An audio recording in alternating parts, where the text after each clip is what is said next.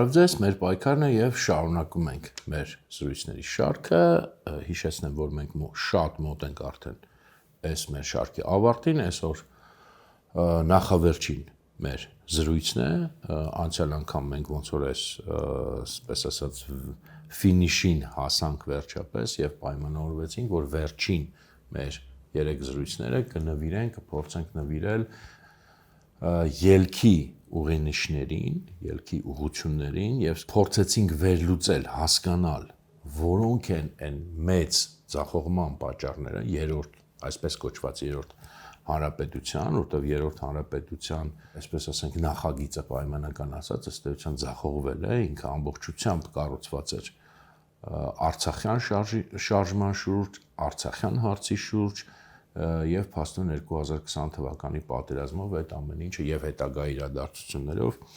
ձախողվեց եւ փլուզվեց, մենք պայմանավորվեցինք, որ առանց պարտության այդ ձախողման եւ պարտության պատճառների ախտորոշմանը անհնար է, որ մենք կարողանանք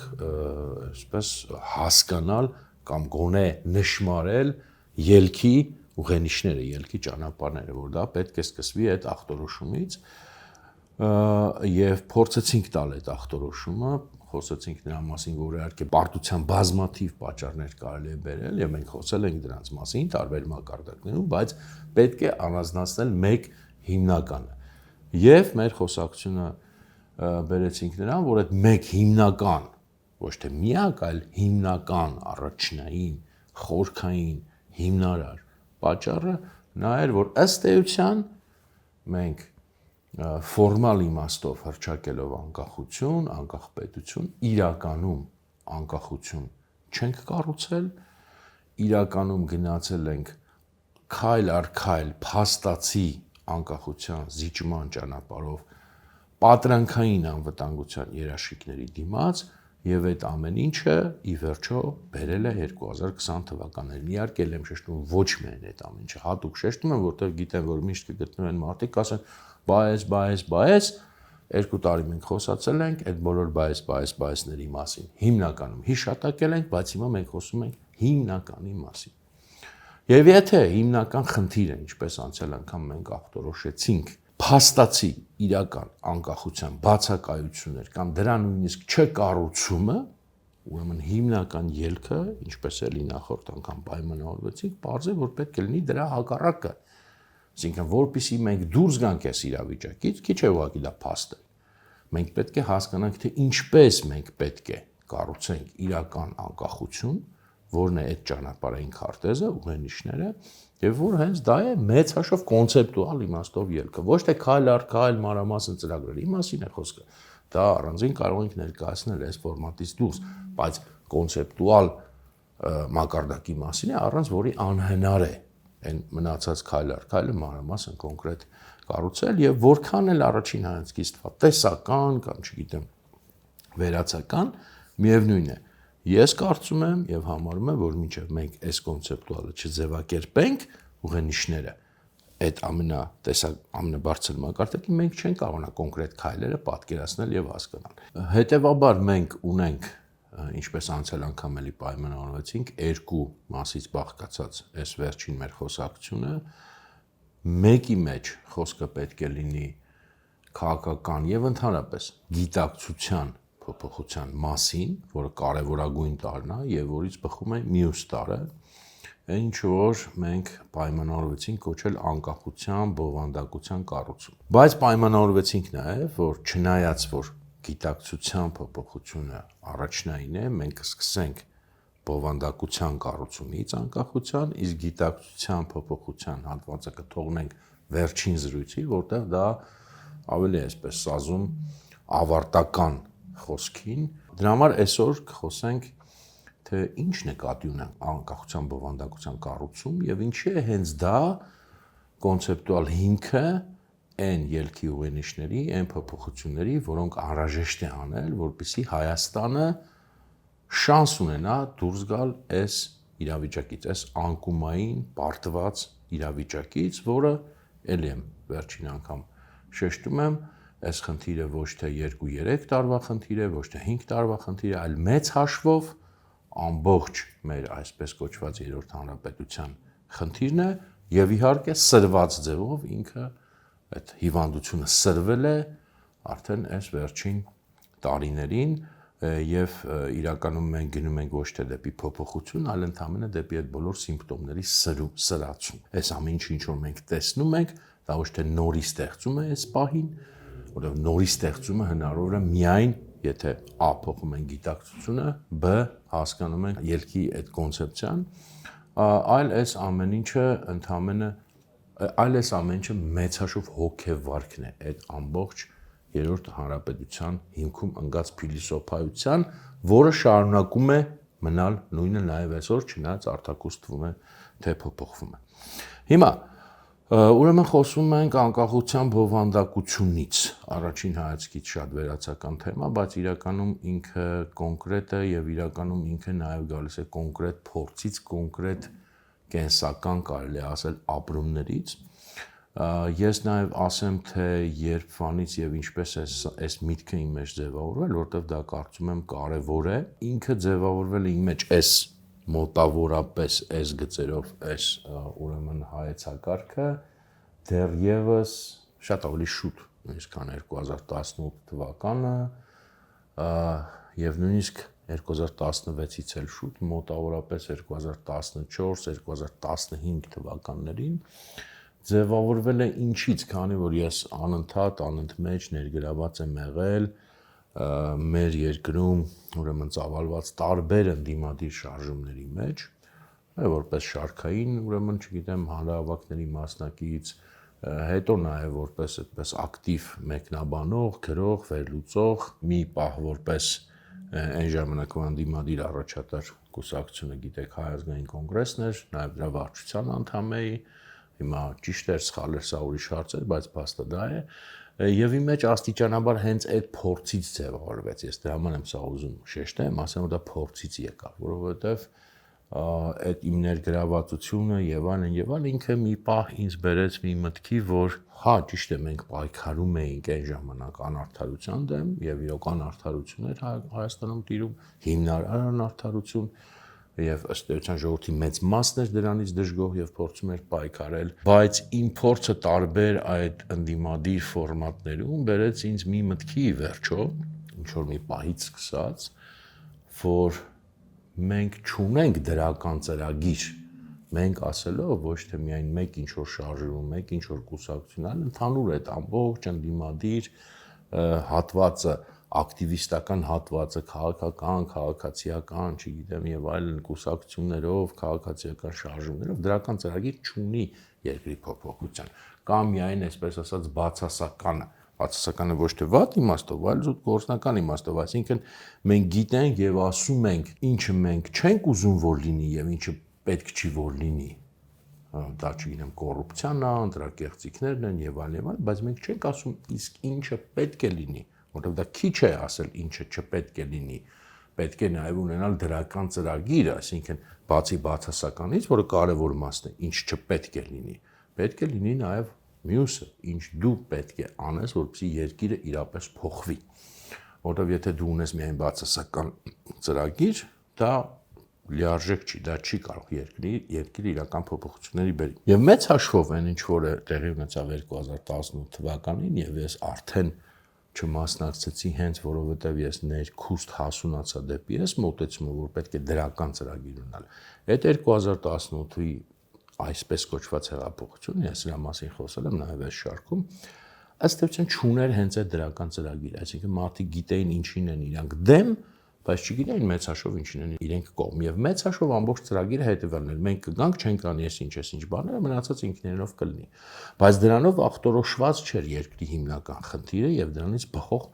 այն դրական արդեն քայլերը, ծրագիրը, որը պետք է երկիրը եւ դուրս բերեր ճգնաժամային իրավիճակից եւ մյուս կողմից հենց այդ ծրագրի հիմքով էր հնարավոր կլիներ դիմակայել արդեն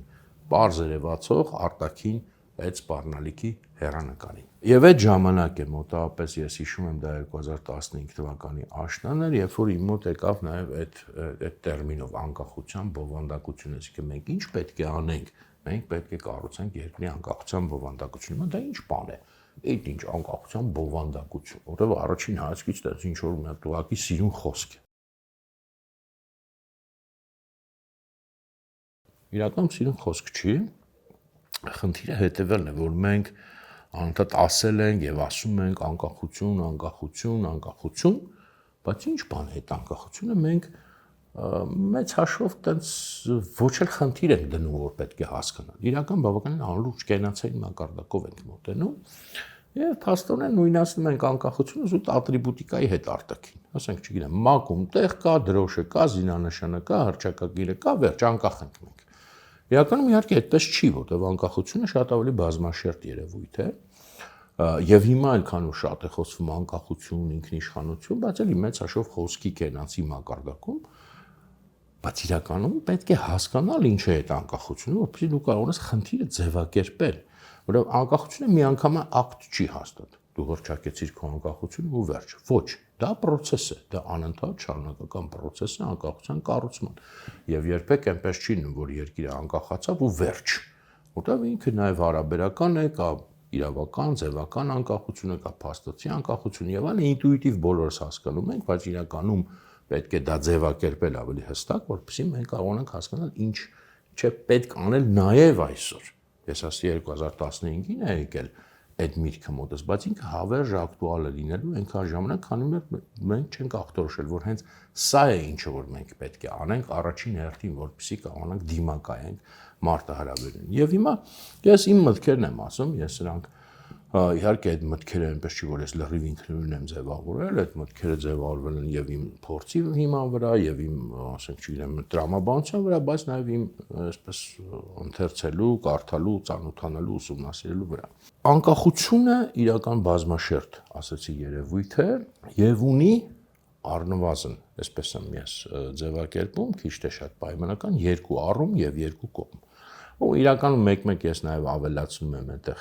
երրորդը, բայց հիմա որպեսզի խոսակցությունը չբարդացնեմ, վերցնենք այսպես. երկու առում եւ երկու կողմ։ Ինչի մասին է խոսքը։ Երկու կողմը պարզ է, արտաքին եւ ներքին։ Եվ երկու առումը՝ ֆորմալ, ձևական եւ բովանդակություն։ Այս ձևականի մասով ինքը երկար խոսակցություն չի, շատ հասկանալի պարզ բան է, այսինքն արտաքին իմաստով ձևական կողմը ձևական ոչ թե վատ իմաստով, այլ որպես ֆորմալ, այսինքն նորմալ իմաստով, հա, դա այդ արտաքին աշխարհի կողմից ճանաչումն է, արտաքին անկախության ճանաչումն է, այդ բոլոր ատրիբուտները, որ ասացի, մակում տեղ, ուրեմն պետությունների կողմից ճանաչում, չգիտեմ,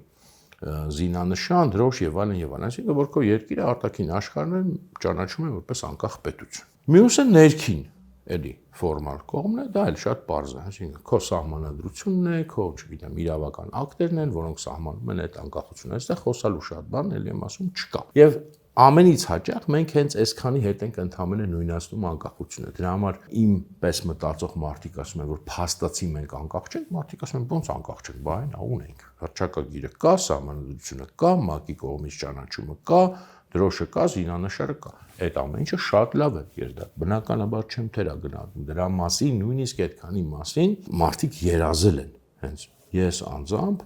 տեսել եմ այն փուլը, երբ որ Հայաստանը անկախ չէր եւ անձամբ ես դրա մասին երազել եմ։ Ես երազել կարող էի, ասենք, չգիտեմ, 10-11 տարեկանում եւ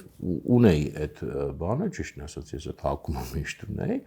որ ասենք, չգիտեմ, երագույն դրոշը լինի, այս զինանշանը լինի, որը մենք հիմա ունենք եւ այլն, բայց սա ընդհանրապես մի մասն է անկախության։ Մյուս մասը անկախության, այն ինչ որ ես կոչում եմ բովանդակություն, նույնպես արտաքին եւ ներքին։ Սա մեծ հաշվով այն է, ինչ որ ասում ենք փաստացի անկախություն։ Եվ ի վերջո, այո, սա ավելի կարեւոր է։ Չթերագնահատելով ֆորմալ կողմը, սա ավելի կարեւոր է եւ սա է, որ մենք իրականում եւ չունենք եւ չենք հասկանում ինչեւ հիմա թե սա ինչ է եւ դրա պատճառով էլ մեծ հաշվով մեր բոլոր ձախողումների հիմքում սա է ընկած։ Մենք չունենք պատկերացում անկախության այս բովանդակային փաստացի կողմից։ Հիմա եթե էլի բաժանենք այս բովանդակությունը արտաքին եւ ներքինի, ես հիմնականում ներքինի մասին այսօր կխոսամ եւ ինչպես է դա պետք փոխել, բայց մի փոքր հիշատակենք արտաքինը, որովհետեւ դա էլ է շատ կարեւոր։ Արտաքին բովանդակությունը հետևյալն է, որ անկախ այդ իրավական բոլոր բաներից, դե անկախությունը հարաբերություն է պետությունների միջև։ Բայց շատ կարևոր է հասկանալ, որ ցանկացած երկրի անկախություն եւ այդ անկախության շարունակականություն ինքը մասն է մեծ միջազգային հարաբերությունների համակարգի, աշխարհակարգի։ Եվ մենք տեսնում ենք, որ շատ հաճախ ազգերը նույնիսկ եթե շատ են ձգտում անկախության, բայց պետք է լինի այդ միջազգային մեծ միջավայրը, որում հնարավոր է դառնում, որ տվյալ ազգը անկախանա։ Եվ նույնիսկ եթե դու անկախության ամենանվիրված մարտիկ կինես, կան միջազգային իրավիճակներ, որում ուղղակի անհնար է, ինչ ուզում ես արա, անհնար է, որ տվյալ ազգը անկախանա։ Պետք են ուրեմն հանգամանքներ։ Հիմա այստեղ որն է կարևորը, ել եմ ասում, կփորձեմ շատ կարճ ձևակերպել այս հատվածը։ Կարևորը հասկանալ հետևելը, որ այդ աշխարհակարգերը, այսինքն աշխարհի այդ միջազգային համակարգերը, իրանք շարունակաբար փոփոխական են։ Չկա մի աշխարհակարգ, որը հավերժ լինի։ Եվ միշտ դա ինչքան մենք նայում ենք պատմությանը, ինչքան որ հնարավոր է մարդկության պատմությանը նայել, չգիտեմ, 5 Եգիպտոսից եւ 5 Շումերից սկսած, միշտ անընդմեջ փոփոխվում են աշխարհակարգերը։ Հիմա ինչու է սա կարևոր ընդհանրապես։ Եվ մինչև հիմա, եւ միշտ մարդիկ ամեն տվյալ աշխարհակարգում ապրում, մտածում են, որ սա հավերժ է, սա մշտական է, բայց այդպես չի։ Ինչու է սա կարևոր, որովհետեւ աշխարհակարգերը ունենում են զարգացման փուլեր։ Դրանց ծագումը, ձևավորումը, հետո կայունացումը եւ հետո նորից ճգնաժամային փուլ է որպես կանոն գալիս, այդ ճգնաժամից դուրս են գալիս կամ նորոգված կամ ընդհանրապես փլուզվում են եւ ձևավորվում են նոր աշխարհակարգ։ Հա, իսկ ինչ է այդ աշխարհակարգը մեծ հաշվով ուժերի բալանսն է, այսինքն որոնք են ամենաուժեղ պետությունները, որոնք են միջին, որոնք են ավելի փոքր տերությունները եւ դրանց միջև հարաբերությունները ուժային։ Դրանք եթե փոփոխվում են, աշխարհակարգը փոփոխվում է։ Եթե համեմատաբար կայուն են մնում, ասենք, չգիտեմ, օրինակ Երկրորդ համաշխարհայինից հետո կար համակարգ, չէ՞։ Ամերիկայի Միացյալ Նահանգներ, Սովետական Միություն եւ հետո շարվում էին մնացած բոլորը։ Հետո դա փլուզվեց 91 թվականին եւ ձևավորվեց այդ համակարգը, որտեղ Ամերիկայի Միացյալ Նահանգները թիվ 1 պետություն են եւ հետո շարվում են մյուսները։ Եվ այսպես շարունակ, սա միշտ փոփոխվում է, այս է խնդիրը։ Հիմա մեր նման ազգերի համար, որոնք ամեն դեպքում մեծ տերություն չեն, սա ինչով է կարևոր, բացի այն, որ դու քո անկախությունը արտաքին կարողանում ես ստանալ այդ ճգնաժամային փուլերում աշխարհակարգի, հետևյալն է, երբ որ կայունացման փուլն է աշխարհակարգի, որևէ նույնիսկ ամենաթույլ պետություն կարողանում է ինչ-որ ձևի գոյատևել, բայց իրական, այսպես ասած, ճշմարտության պահերը գալիս են ճգնաժամային փուլերում աշխարհակարգի ձևավորման նոր եւ հին աշխարհակարգի ճգնաժամի կամ չգիտեմ անցումային փոփոխության այդ կամ առավելևս փլուզման փուլում եւ այդ ժամանակ է որ ազգերը վճարում են, այսպես ասած հաշիվը փակում են, թե իրենք այդ կանոնության փուլերում ինչ են արել, կախված դրանից կամ որքանով պատրաստ են հերթական ճգնաժամին, կախված դրանից կամ շահում են, կամ հակառակը ձախողվում են եւ պարտվում են։ Մենք մեր սերունդը երկու օրինակն էլ տեսավ։ Երբ որ 91 թվականին փլուզվեց եղած աշխարհակարգը եւ ձևավորվեց նորը, մենք կարողացանք մեր մեջ ներուժ գտնել, որպեսզի մենք դրանից շահենք մեծ հաշվով։ Մենք ստացանք եւ անկախություն, եւ մենք ստացանք ըստ էության հայկական Արցախի ազատագրում, կարողացանք հաղթանակի հասնել։ Ճիշտ է, այդ հաղթանակը մենք խոսել ենք դրա մասին, չվերածեցինք քաղաքական վերջնական հաղթանակի, անկախ նրանից կարող ենք թե չէ, բայց ամեներպես գրանցեցինք հաջողություն,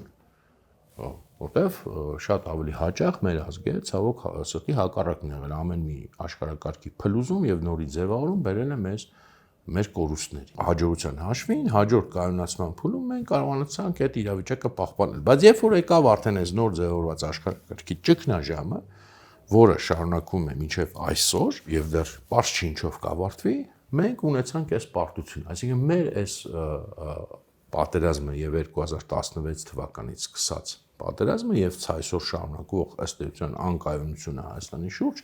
ինքը ոչ թե այդպես մեկուսացված երևույթ, այլ մասն է այդ ամբողջական process-ի աշխարհակարգի ճգնաժամի։ Դրա համար էլ եղավ պատերազմ, դրա համար եղավ մնացած ամեն ինչը, բայց այս անգամ մենք փաստացի ձախողեցինք, պարտվեցինք, մեր առաջադրանքը չկարողացանք կատարել։ Եվ խնդիրը հետևյալն է, որ մենք, քանի որ այդ պատկերացումը, այդ մտածողությունը չունեցանք, որ մենք շահեցինք մի ճգնաժամից աշխարհակարգային, բայց պետք է քաղաքականությունը, քաղաքական ստրատեգիան հենց նա է, որ դու կարողանաս պատրաստվել մտքումդ ունենալ հաջորդ ճգնաժամի հեռանկարը, դու չգիտես երբ դա կլինի, բայց դու մեջ պետք է այդ հեռանկարը ունենաս եւ հասկանաս, որ երբ որ դա գա, ժամանակ գալու է քո հաշիվ փակելու ժամանակը։ Դու կարող ես ապրել, դու կարող ես, չգիտեմ, պատվիրել ինչ ուզես, անել ինչ ուզես, բայց հաշիվ փակելու պահն է գալու եւ հաշիվ փակելու պահը երբ որ եկավ, մեզ համար դա անսպասելի էր, որտեղ մենք այդ օրինաչափությունը չէինք էլ հասկանում, հիմա էլ չենք հասկանում, որ կա նման օրինաչափություն, որ քաղաքական ստրատեգիան արտաքին պետության պետք է պատրաստ լինի միշտ տվյալ եղած այսպես սուպեր կայուն թվացող իրավիճակի ճգնաժամին, ինչ ես դու անելու ճգնաժամի ժամանակ, սա է կարևորը, այսինքն ինչպես ես դու պատրաստվելու այդ անխուսափելի ճգնաժամին, որտեղ անխուսափելի է որևէ աշխարհակարգի ճգնաժամ եւ այդ ժամանակ է որ արդեն պատերազմներ, հեղափոխություններ եւ այդ բոլոր process-ները լինում են եւ մեզ հետ էլ եղավ եւ պատերազմ եւ հեղափոխություն, մենք դրան բացարձակ պատրաստ չէինք եւ հիմա էլ չենք գիտացում եւ պատրաստ չենք, որ սա շարունակվում է, այսինքն մենք դեռ հաշիվը վերջնական չենք փակել, այլ որ վերջնական փակենք դա ամենավատը կլինի, որովհետեւ երբ որ փակում ես վերջնական, հետո արդեն կարող տասնամյակներ այդ վիճակը պահպանվի, ոնց որ 1920 թվականից հետո տասնամյակներ այդ շանս չկար, հնարավորություն չկար, քանի որ կայունացավ աշխարհակարգը։ Հիմա դեռ չի կայունացել, հիմա մենք դեռ հնարավորություն ունենք, սա պետք է մենք գիտակցենք, գոնե հիմա որ ինչ որ մեզ այդ տեղի ունեցավ եւ տեղի ունենում, դրա հետևանք է աշխարհակարգի ճգնաժամի։ Եվ մենք դեռ հնարավորություն ունենք, քանի դեռ չի կայունացել, չի ձևավորվել, չգիտեմ, նորը կձևավորվի, թե հինը կվերանորոգվի, մենք դեռ ունենք շանս ինչ որ բան փոխելու մեր ապագա կարգավիճակում, որը տասնամյակների կարող է լինել։ Մենք այդպես չենք վարվում, մենք ընտրել ենք այն տարբերակը, որ մենք վերջնականապես պարտվել ենք եւ փորձում ենք արդեն այդ պարտվածի կարգավիճակին հնարավորինս հարմարվել, չհասկանալով, որ դեռ շարունակվում է այդ վերաձևավորումը աշխարհի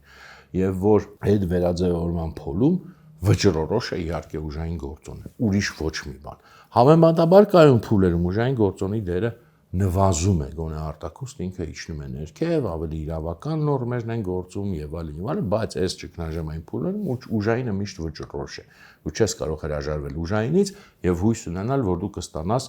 նոր ձևավորվող աշխարհակարգում ինչ որ մի տանելի կարգավիճակ։ Հիմա սա արտաքինի մասով, սա էլ եմ ասում, հիմա էլ է ակտուալ,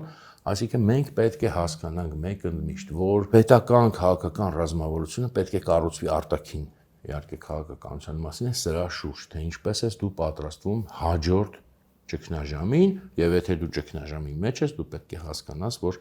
քանի դեռ դա շարունակում է, դու ունես երկու հնարավորություն, կամ ել ավելի իջնելու, կամ ինչ որ բան շահելու։ Հիմա մենք դեռ այս փուլում ենք։ Սա արտաքինի մասով, ասի կարճ կասեմ, բայց իրական մի քիչ երկար ստացվեց, մյուսը, սա արտաքին բովանդակություն, ներքին բովանդակությունը անկախության։ Ինչ բան է անկախության ներքին բովանդակությունը։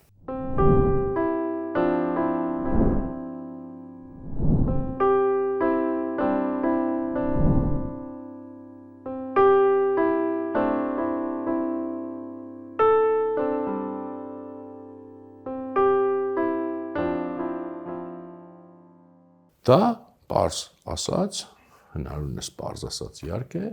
այն համակարգերն են ազգային, պետական, հանրային, որոնք կոչված են սպասարկելու տվյալ անկախ պետության,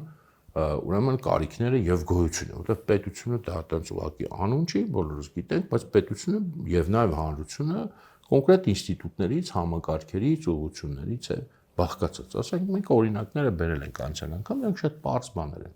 Անվտանգության համակարգ, պաշտպանության համակարգ, կրթության համակարգ, գիտության համակարգ, չգիտեմ, տեղեկատվական համակարգ, քաղաքական դաշտ նաև սրա մեջ սա ֆորմալ համակարգ չի, տեսեք, քաղաքական դաշտի տարբերությունների մի մաս, ասենք ֆորմալ բան չի, բայց էլի այդ համակարգերի մասն է։ Չգիտեմ, հոգևորը, մշակույթը, եկեղեցին եւ այլն, այսինքն դա կարող է եւ պետական, եւ չգիտեմ, հանրային, եւ ընդհանրապես չլինի ֆորմալ ինչ որ մի համակարգ, բայց դրանք բոլորը ավելի մեծ սուպեր համակարգի, այսպես կոչենք հիմա պայմանական մասն են, որոնք ապահովում են այս պետության գոյությունը եւ այս պետության իրական անկախությունը այս համակարգերն են, ոչ թե միայն անունը, որովհետեւ եթե ինչպես որ օրինակ մեր այսպես կոչված երրորդ հանրապետությունում էր, ինչպես էր, ֆորմալ անկախությունը հռչակել էինք, բայց այդ բոլոր համակարգերը շարունակում էին կամ իներցիայով ուրեմն այն գործառույթները եւ այն գաղափարախոսությունը եւ այն ոճը, որը սահմանված էր նախորդ փուլում սովետական Հայաստանում, կամ էլ դրան գումարած ձևական ինչ-որ փոփոխություններ էին անելում, ելնելով, չգիտեմ, արևմտյան պատճենված մոդելներից։ Խնդիր չէր դրվում, որ այս համակարգերը, որոնք լավ կամ վատ ծառայել են սովետական Հայաստանին, հիմա չեն քննարկում լավ կամ վատ, բայց ծառայել են սովետական Հայաստանին, այդ համակարգերը ինքնուրույն չեն ձևավորվում, ինքնուրույն չեն կարող գործել։ Դրանք բխեցվում են տվյալ պետության նպատակներից, քաղաքական նպատակներից, գաղափարախոսությունից եւ այլն։ Հիմա պարզ է, որ եթե սովետական միության մեջ կամ սովետական Հայաստանում ստեղծում է օրինակի համար պետական անվտանգության կոմիտե, հա, օրինակ ՊԱԿ-ը, ինքը ինչ պետք է անի, ինքը պետք է ծառայի այդ պետության գաղափարախոսությանը, այդ պետության քաղաքական նպատակներին։ Եթե դու հռչակում ես անկախ Հայաստան եւ մտածում ես, որ այդ նույն, ասենք, անվտանգության կոմիտեն պետք է ավտոմատ կերպով առանց քո միջամտության սկսի արդեն սպասարկել քո անկախ պետության շահերը, այսինքն դու ոչինչ բան չես անում իրականում անկախ լինելու համար։ Նույնը պաշտպանության համակարգն է, նույնը կրթության համակարգն է եւ այլն։ Դու պետք է խնդիր դնես ոչ թե պարզապես բարեփոխման, այլ արմատական փոփոխության, որպեսզի սրանք սկսեն ծառայել ոչ թե քանդելու մասին է բնականաբար խոսքը, այլ երբ որ ասում ենք արմատական բարեփոխում, բնականաբար դա նշանակում է ոչ թե քանդել ընդհանրապես, այլ նշանակում է, որ եղածը բարեփոխել, բայց արմատապես, ոչ թե ուղղակի ինչ-որ կոսմետիկ բան, այլ արմատապես, որովհետև փոխվում է գաղափարախոսությունը, փոխվում են քաղաքական նպատակները։ Պարզ է, չէ՞ որ անկախ Հայաստանը եւ սովետական Հայաստանը հիմա չեն քննարկում որն է լավ, որն է վատ, դա ընդհանրապես կարևոր չէ։ Ունեն արմատապես տարբեր պետք է ունենան, որովհետև տարբեր իրավիճակներում են գործում։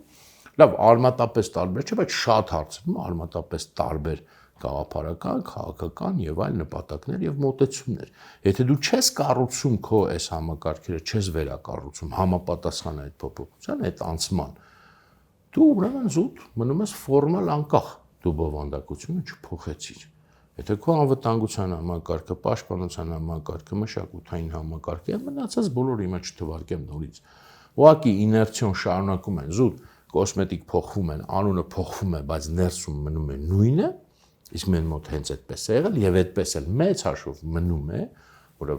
էլի ստեղ նույնիսկ եթե դու ձևականորեն հրճակես, չէ, ես փոխում եմ, բայց չունենաս ինչ կերպով պետք է փոխես համապատասխան քո նոր պահանջների, նոր պայմանների եւ միջազգային իրավիճակի, այդտեղ էլ հաջողության չես ասնի, եթե դա մնում է դու ուրեմն անկախություն չունես եւ քանի որ դու անկախություն չունես, գալիս է այդ ճգնաժամի պահը միջազգային հարաբերությունների աշխարհակարգի եւ դու բնականից պարտվում ես, որովհետեւ քո համակարգերը ի վիճակի չեն դիմակայել այդ մարտահրավերներին, որովհետեւ իրենք քոնը չեն մեծ հաշվով, էությամբ քոնը չեն, անունով քոնն են, անկախ նայես թե ինչքան լավ մարդիկ են այդտեղ աշխատում, ինչքան խելացի են կամ խելացին չէ, դա մարդկանց հարցը չի, համակարգերի հարցն է, ինստիտուտների հարցն է։ Եվ ուրեմն եթե այսօր էլ մենք ուզում ենք իրապես անկախ պետություն կառուցել, իրապես կարողանալ այսօրվա աշխարհի մարտահրավերներին պատասխանել, մեր մեծ ծրագիրը պետք է լինի անկախության բովանդակության կառուցումը, այսինքն երբ որ այսօր էլ ասում են, չգիտեմ, էլի բառախաղի մեջ են մտնում, հռչակենք 4-րդ հանրապետություն, դու ուզում ես 10-րդ հռչակել։ Դա էական չի ընդհանրապես, այդ անունները ես էլ եմ ասում, զուտ պայմանական են։ Պետք էլ չի ոչ մի բան հռչակել, բայց իրական բովանդակությունն է պետք փոխել։ Դու կարող ես էլ եմ ասում 10-րդն էլ 20-րդն էլ հռչակես, բայց եթե դու այս բովանդակությունը չփոխես, մյուս անգամ գիտակցության մասին էլ իհարկե կխոսենք, որը նույնպես շատ կարևոր է այստեղ, որպեսզի ես ամբողջական լինես խոսակցություն։ Ոչ մի բան չես ստանա, կստանաս շարունակ նույնը։ Բայց ինչպես փոխել այդ բովանդակությունը, դա էլ է հարց, որտեվ թե բովանդակություն փոխել կարող ենք ասել, չգիտեմ, եկեք գնանք, ոնց են մեր մոտ տենց են սիրում, չէ՞։ Գնանք մի հատ էս ինչ լավ երկրի փորձը ուսումնասիրենք, արտագրենք ու դառնա, չէ, դա չի դառնալու քո բովանդակությունը։ Քո բովանդակությունը իհարկե պետք է հաշվի առնի արտաքին փորձը, ուրիշ երկրների փորձը, իհարկե պետք է փոխառի եւ յուրացնի, բայց նախ եւ առաջ պետք է ելնի քո պայմաններից, քո նպատակներից, քո խնդիրներից եւ պետք է ոլորտ առ ոլորտ արդեն դրվի այս ձևակերպվի այս խնդիրը։ Եթե մենք խոսում ենք Հայաստանի անվտանգության համակարգից, Հայաստանի պաշտպանության համակարգից, գիտություն, կրթություն եւ մնացած բոլորը, ինչպիսի պայմաններում է դա սպეციფიկ պայմաններում գործում եւ ինչպիսի նպատակներ կարող է դնել հայկական անկախ պետությունը, դրանց առաջ, որպեսզի դրանք սպասարկեն արդեն հայկական անկախ պետության եւ հայ անկախ հասարակությանն է, որովհետեւ ելն եմ ասում մենակ պետական համակարգերի մասին չի խոսքը, սա է, որովհետեւ նախորդ ռեժիմը, օրինակ նույն սովետական Հայաստանը, ինքը շատ հստակ այդ հարցերը դրել է, ինքը իմացել է ինչ է պետք օրինակ իրեն կրթության համակարգից, ստացել է լավ կամ բան, այն արդյունքը, բայց ինքը ձևակերպել է նպատակը, ոչ թե ուղղակի ասել, ես երեխեքին կկրթեմ, էլի երեխեքին կրթի, բայց հանունին չի կրթի, ինչ կրթես, ինչպիսի երեխեք կրթես, այդ նպատակները արդեն ձևավորվում են եւ համապատասխան դրան կառուցվում է համակարգերը։ Օրինակի համար վերցնենք, որպեսզի այդպես օրինակներով խոսենք, ամենաբանը, կարևորներից մեկը, կամ որի մասին ամեն շատ մտածում, պաշտպանության համակարգ։ Հիմա եթե սա Հայաստանի պաշտպանության համակարգ է, պետք է ելնի հայկական պայմաններից, այսինքն աշխարհագրությունն է, ժողովրդի խառնվածքն է, չգիտեմ, պատմությունն է, պայքարի բնույթն է, ամեն ինչն է, ինչը որ հայկական է եւ նոր դրա վրա յուրացնի, չէ՞, օտարափոխարի համապատասխան իր, ինչ պետք է լինի։ Օրինակի համար շատ པարզ օրինակներ են բերում, ինչ որտեղ պայմանական, ինչ որ առաջին հենց մտքից գա, օրինակի համար Մենք այդ համակարգը պետք է հաշվի առնի, որ հայ ժողովուրդը շատ մեծ մարդկային ռեսուրսներ չունի, պետք է հաշվի առնի։ Այդ համակարգը պետք, այսինքն ինքը չի կարող փոխարի օրինակ մի հատ օտար մոդել, որտեղ մարդկային ռեսուրսը կարևոր չի, որտեղ շատ ունեն։ Այդ համակարգը պետք է հաշվի առնի, որ Հայաստանը ունի փոքր տարածք եւ շատ խոցելի սահմանների կոնֆիգուրացիա, պետք է հաշվի առնի։ Այդ համակարգը պետք է հաշվի առնի, որ Հայաստանը ունի շատ տարբեր լանդշաֆտային գոտիներ, կտրտված լեռնային գոտիներ, չգիտեմ, բարձրադիր դաշտեր, ցածրադիր դաշտեր եւ այլն, իհարկե պետք է հաշվի առնի։ Պետք է հաշվի առնի կլիմայական պայմանները, պետք է հաշվի առնի։ Պետք է հաշվի առնի օրինակի համար այս ժողովրդի պայքարի բնույթը ինչպիսին է, որովհետեւ մի բան է ազգային պայքարը, սրա մասին էլ են կարծեմ խոսել, մի բանը չգիտեմ, եթե դու ուղղակի մեծ տերություն ես ազդեցությունների գոտիների համար ես պայքարում, եւ այլն, դու ինչի համար ես պայքարում եւ ինչ պայմաններում ես պայքարում, պատմությունը պետք է հաշվի առնի, այս ժողովուրդը ինչ տիպի պայքարներ է մղել, ժողովրդի խառնվածքը, բնավորությունը, հակումները, չգիտեմ, ռեգիոնալ բաժանումները, ամեն ինչ պետք է հաշվի առնի, չէ՞ որ դու adekvat պաշտպանության համակարգ ունես։ Եվ համապատասխան դրան նոր դու կարաս որոշես ինչ զենքեր ես առնում, այդ զենքերը որտեղ ես տեղադրում, ինչ տակտիկա ես կիրառում, ինչ ստրատեգիա ես կիրառում, այս ամեն ինչը պետք է որոշվի այդ մակարդակից ելնելով, ոչ թե դու պատկերացնես, որ գալու են ինչ-որ փայլուն մասնագետներ, թեկուզ դրսից կամ ներսից եւ ասում են, «Էս է իդեալական համակարգը աշխարհի համար», չկա այդպես համակարգ։ Համակարգը պետք է լինի իդեալական քո համար, քո պայմանների համար։ Այլի օրինակի համար ասեմ, որ եթե պաշտպանության համակարգից ենք օրինակ խոսում, հայկական պաշտպանական համակարգը պարտադիր պետք է լինի, օրինակ պետք է ընդունի ակտիվ պաշտպանության դոկտրինը։ Էլի պայմանական տերմին եմ իմ ասում, չնայած ռազմագիտական գրականության մեջ կա, բայց ոչ շատ հաճախ հանդիպող։ Այսինքն դու, եթե ուզում ես Հայաստանը պաշտպանես, դու չես կարող նստես, սպասես, մինչև քո վրա հարձակվեն, որովհետև դու ունես շատ փոքր տարածք, շատ փոքր մարդկային ռեսուրս եւ դու պետք է կանխես թշնամու հարվածները, դա անխուսափելի է, դա ոչ թե ագրեսիայի դրսևորում է կամ ցանկություն է, ուղղակի բխում է քո պայմաններից։ Դու պետք է նախաձեռնող լինես, դու պետք է պրևենտիվ հարվածներ հասնես, ավելին, դու պետք է ուզած չուզած, սա էլի բանի հարց չի, ճաշակի հարց չի, տեղափոխես, ձգտես հնարավորինս տեղափոխել ռազմական գործողությունները թշնամու տարածք։ Դրանք բոլորը պետք է ձգտեն, բայց հատկապես դու, որտեղ քո տարածքը շատ փոքր է, խորություն չունի, շատ խոցելի է եւ այլն եւ այլն։ Եվ այսպիսի բազմաթիվ բաներ, որոնք պետք է բխեն քո պայմաններից, ոչ թե ինչ-որ տեսական բաներից, ոչ թե ինչ-որ, չգիտեմ, абստրակտ ճշմարտություններից, կամ եթե ասում են Հայաստանին պետք է պրոֆեսիոնալ բանակ, իհարկե նաեւ Հայաստանում ինչ պրոֆեսիոնալ բանակ։ Այսինքն պրոֆեսիոնալ բանակը դա հետևն է, որ զորակոչ օրինակ չլինի, լինեն ինչ-որ մասնագետներ, դա բարձր մեծականակ չի կարող լինել, տանք իրանք փող, իրանք պաշտպանեն, չէ։ Դա չի աշխատելու Հայաստանում։ Ուրիշտեղ կաշխատի կամ չի աշխատի, նայած էլի իրավիճակ պայմաններ Հայաստանում դա հաստատ չի աշխատելու։ Հայաստանը հնարավոր է պաշտպանել, եթե ժողովրդի,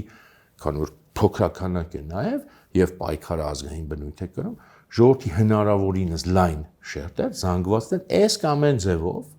ներգրաված լինեն պաշտպանության համակարգի մեջ։ Զենքը ձեռքին ներգրաված կլինեն, ուրիշ ձև ներգրաված կլինեն, դա արդեն որոշման խնդիր է, տակտիկական խնդիր է, բայց սա է Հայաստանի պաշտպանությունը չի կարող, որովհետև մեր շատ կուսակցությունների ծրագրում գրած է Պրոֆեսիոնալ բան է, քանի որ ասեն կարդացել են Եվրոպայում տենց է, չնայած Եվրոպայում են հիմա վերանայում, դա լավ է, չէ, ցավը տանեմ, որ Եվրոպայում դա ինչ որ մի փուլում, շատ կոնկրետ պատմական փուլում աշխատել է։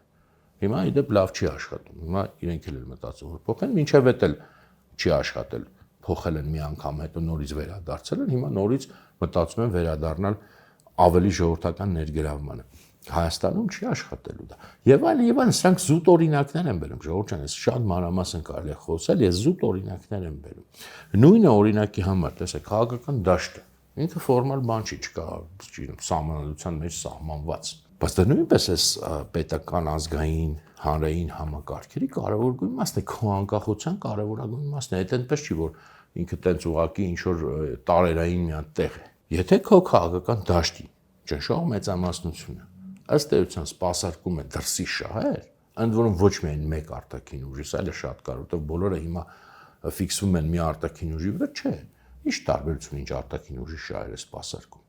Եթե սպասարկում է արտաքին շահեր, քո անկախությունը մեծապես վտանգված է, որովհետև քո անկախությունը մենակ իշխող ուժը չի, ամբողջ քաղաքական համակարգն է։ Եվ այն քաղաքական ուժերը, որոնք շեշտված արտաքին կողմնորոշում ունեն կամ առավել եւս արտաքին շահ են ակնհայտ սպասարկում, իրենք պետք է մարգինալիզացվեն։ Եթե դու դա չես կարողանում ապահովել, ինչպես ես դու դա ապահովում, դա քո խնդիրն է։ Լուծումներ գտի, որոնք օրենքը չխախտեն, մարդկանց ազատությունը չխախտեն, բայց լուծումներ գտնի։ Եթե չես ապահովում, իհարկե դու անկախ պետություն չես, բայց եթե քո քաղաքական դաշտը վերահսկում է դրսից, ինչ տարբերություն դու դրոշ ու զինանշան ունես, թե չէ։ Նույնը էլի օրինակի համար կարող ես ինչ կապ ունի, ասենք տեղեկատվական համակարգ։ Դա շատ մեծ կապ ունի, որտեղ մենք բոլորս հասկանում ենք, որ լուրերը նույնիսկ ամենապարզ լուրերի մակարդակում չի լինում լրիվ անկողմնակալ, դրանք ֆիլտր են անցնում եւ աշխարհի պատկեր են ձևավորում։ Ես միշտ բերում եմ հետեւյալ օրինակով, օրինակի համար Մերձավոր Արևելքում 2010-ականներին տեղի ունենում դեպքեր, որոնք Հայաստանի հետ անմիջապես կապ ունեն։ Օրինակ, չգիտեմ, Մերձավոր Արևելքի քրիստոնեությունը վերջնականապես ոչնչացվեց, կարելի է ասել 2010-ական թվականներին։ Դեռ մնացորդներ խոշոր կային Սիրիայում, Իրաքում։ Մենք դրա մասին իմացանք, չէ։ Մենք դրա մասին իմանում ենք Մերձավոր Արևելքի մասին։ Այն ինչը որ ամերիկյան կամ ռուսական մեծ տեղեկատվական ալիքները մեզ հաղորդում էին, մենք երբեք չմտածեցինք, որ քանի որ դա մեր շահերի հետ անմիջապես առնչվում է, մենք պետք է սեփական օրակարգը տեղեկատվական ձևավորենք եւ մեր ժողովրդին ներկայացնենք ինչ որ մեզ է կարևոր, որովհետեւ միշտ լուրերի մասիվից առանձնացվում է ինչ որ կարևոր եւ անկարևոր բաներ, որ դու ներկայացնում ես մարդկանց։ Եվ նաեւ արտաքին աշխարհին փորձենք էքսպորտ անել մեր տեսածը։ Մեր տեսակ մենք դրա մասին միշտ միտք չկա մեր մոտ, միշտ մարդիկ չեն պատկերացնում, որ նման բան կարող է լինել, բայց խոսում են անկախությունից։ Իսկ դա անկախության կարևոր մասն է, որտեղ մարդիկ աշխարհը տեսնում են այնպես, ինչպես իրենց ներկայացվում է, մեծ լրատվական հոսքերով։ Մեր հարևան օրինակի համար Պարսկաստանում, երբ որ մի բան է տեղի ունենում, մենք որտեղից ենք ինֆորմացիա ստանում։ Էլի կամ արևմտյան բաներն են, կամ ռուսական բաներն են։ Մենք սեփական ինֆորմացիա կարողանում ենք գեներացնել մեր իսկ հարևանի մոտ ինչ է տեղի ունենում։ Մենք չգիտենք ոչինչ բան այդ երկրի մասին, Վրաստանի մասին էլ ոչինչ բան չգիտենք, Թուրքիայի մասին էլ ոչինչ բան չգիտենք, Ադրբեջանի մասին էլ ոչինչ բան չգիտենք, մեր սեփականը չգիտենք։ Մենք ունենք հայացքներ, որոնք մեզ ներկայացում են բանից եւ հաճախ Հայաստանում ապրող մարդու համար Բելգիան կարող ավելի մոտիկ թվա, քան Սիրիան։ Շնորհիվ Սիրիան աշխարհագրորեն մեզ ավելի մոտիկ է։ Եվ այլն եւ այլն։ Հիմա ես էլ օրինակներ անverջ կարող եմ բերել, պատմագիտության օրինակը անցյալ անգամ բերեցի, որ մեր պատմագիտությունը երբեք չի սպասարկել անկախ Հայաստանի շահերը, այսինքն դա սխալ ձևակերպում է, մի քիչ որտեղ մարդիկ պատկերացնում են, ասում հայերը պետքա պատմությունը հիմա կեղծել հանուն Հայաստանի անկախության, չէ, հակառակը։ Հանուն Հայաստանի անկախության պետքա ճշմարիտ պատմագիտություն մենք ունենանք, բայց ոչ այն պատմագիտությունը, որը մենք ժառանգել ենք սովետական Հայաստանից, բայց հիմա էլ փորձում են փոխել զուտ պլյուս մինուս սկզբունքից, ասում են, հա, հիմա եկեք ռուսականը հանեք, փոխարեն թուրքականը բերենք։ Դա մոտավորապես այդ ձև են մոտենում հարցին, բայց իրական անկախ Հայաստանի պատմագիտությունը իհարկե այդպեսին չպետք է լինի։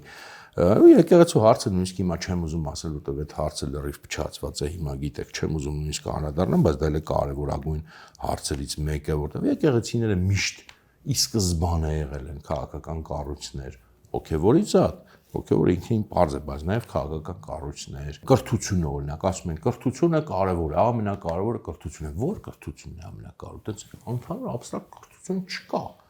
Պետությունը պետք է խնդիր դնի, մասնագետների խնդիրը հասկանալի է։ պետք է լինեն մասնագետներ, ընդհանուր կրթություն պետք է ստացվի, բայց օրինակի համար քաղաքական էլիտան, վերնախավը, առաջնորդումը Հայաստանի որտեղից պետք է գա, այդ մարդիկ տարերայինորեն պետք է ինչ-որտեղից աճեն, թե պետք է լինեն հատուկ կրթական համակարգեր, որոնք հենց հայկական քաղաքական էլիտան, հայկական քաղաքական առաջնորդումն են դաստիարակում եւ ինչպես պետք է դրանք լինեն։ Ուղղակի դրսից լավ ծրագրեր բերեն, թե պետք է հասկանան եւ դրսինը եւ ներսինը։ Սա կլինի օրինակ կրթական համակարգի մեջ հայկական տարը, եթե մենք խնդիր դնենք, որովհետեւ լուրջ երկրների քաղաքական էլիտաները օդից չեն իջնում, դրանք կրթության արդյունք են, հարյուրամյակների, տասնամյակների կրթական հաստատությունների արդյունք են եւ այդ կրթական հաստատությունները բնականաբար ունեն տարբերվող բնույթ, հատուկ կարգավիճակ նույնիսկ, որ չես կարա մեն հանրա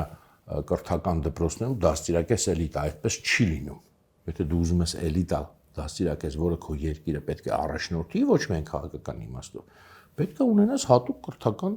համակարգեր դրա համար։ Ինձ թվում է միտքը արդեն հասկանալի է։ Բոլոր ոլորտները, որոնք պատկերացնում եք, անվտանգությունից մինչև մշակույթ, որտեղ նույնիսկ այդտեղ էլ նույնիսկ մշակույթի մեջ շատ բան ոչ թե տենց լեզուն, այդպես չի որ տարերայինորեն sense հայերեն լեզուն գոյություն ունի, եթե գրական լեզուն պետք է անընդհատ ձևավորվի։ Եվ այլն, ելի եմ ասում, մա չեմ ուզում բոլոր մանրամասների մեջ ընկնեմ, այդ մանրամասներն էլ կան։ Խնդիրը ուրեմն հետևյալն է, որ եթե մենք ուզում ենք, որ Հայաստանը իսկականից մրցունակ լինի եւ կարողանա այս իրավիճակից դուրս գալ, նախ եւ առաջ մենք պետք է մեր ներքին անկախությունը կառուցենք եւ մտքներում ես պահենք համաշխարհային իհարկե այս ճգնաժամի իրավիճակից ներքին անկախությունը կառուցելը նշանակում է այս բոլոր ոլորտների ոչ թե բարեփոխում, չէ, բարեփոխումով չի լինելու։ Շատ լավ բան է բարեփոխումը, բայց բարեփոխումով չի լինելու, արմատական բարեփոխում, հիմքերի փոփոխություն, այդ խնդիրը ակտուալ է եւ հիմա ինչպես որ ակտուալ է 91 թվականից սկսած եւ ճիշտ հիմքերի վրա դրանց բարեփոխում, այսինքն եթե դու հասկանում ես ինչ բան է երկրի անկախությունը, դրա շահը, դրա նպատակը եւ ինչ բան է, որովհետեւ դա նաեւ պետք է կենտրոնում լինի երկիրը եւ ազգը ուժային գործոնի նորից վերածելը, սուբյեկտի վերածելը, որովհետեւ դու ուժային գործոն չես, դու անկախ չես, դու ոչ մի բան չես կարող անել։ Այս կտրվածքից դիտված բոլոր այս ոլորտների արմատական, ոչ թե սովորական բարեփոխումը եւ կոնցեպտուալ այս հիմքերով, այլ ոչ թե օրինակ ոնց որ ասում են պաշտպանության, դե հիմա այդպես ինչ լավ բան են անում, բանակը կառուցում են, զենք են առնում, խրամատներ են փոխում, չէ, դա չի բարեփոխումը արմատական, դա ինչ որ լավ բաներ են, վատ բաներ են, էական չի։ Եթե դու չունես գլուխը, այդ ինչ որ դու ընդ ձեռքերի հետ փոխում ես, կապ չունի, եթե գլուխը չկա, ձեռքերը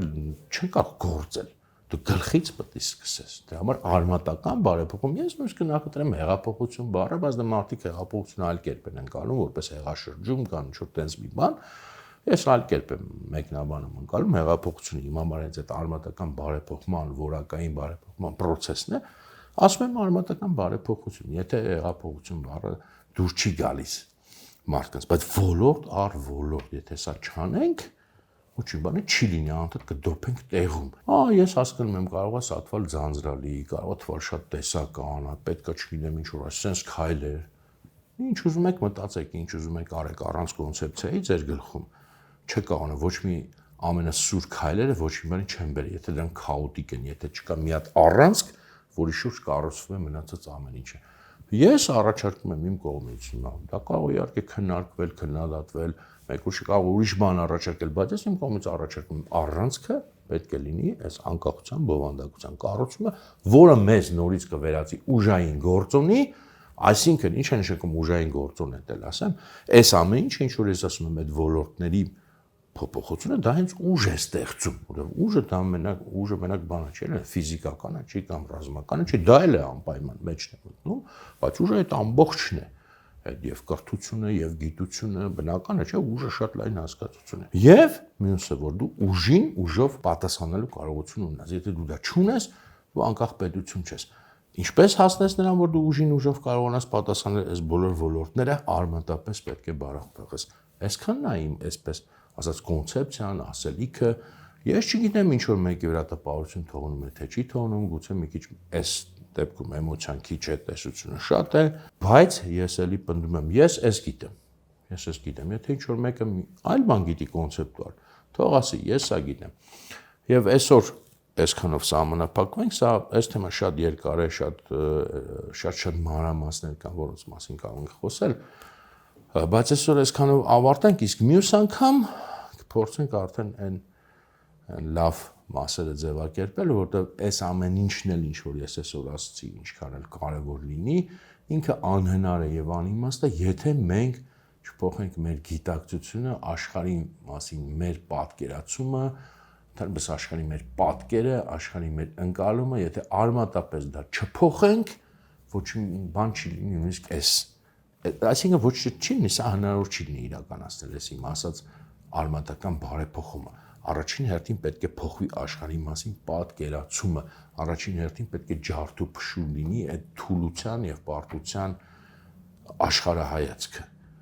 Այսա եթե լինի, այս մնացածը նույնիսկ ինքնին པարզ կդառնա, պետք է չլինի բացատրել, որտեղ մարդիկ ինքնուրույն կհասկանան։ Բայց սրա մասին ել եմ ասում, հաջորդ անգամ կփորձենք խոսել եւ ավարտել արդեն մեր զրույցների շարքը։ Շատ շնորհակալ եմ բոլոր նրանց, ովքեր հասել են նախավերջին հաղորդմանը, դուք լավ ընկերներ եք, լավ մարդիկ եք, եւ եթե նախավերջին հասել ենք, հուսանք վերջինն էլ լավ նոտայով կավարտենք։ Հաջողություն մինչև մյուս անգամ։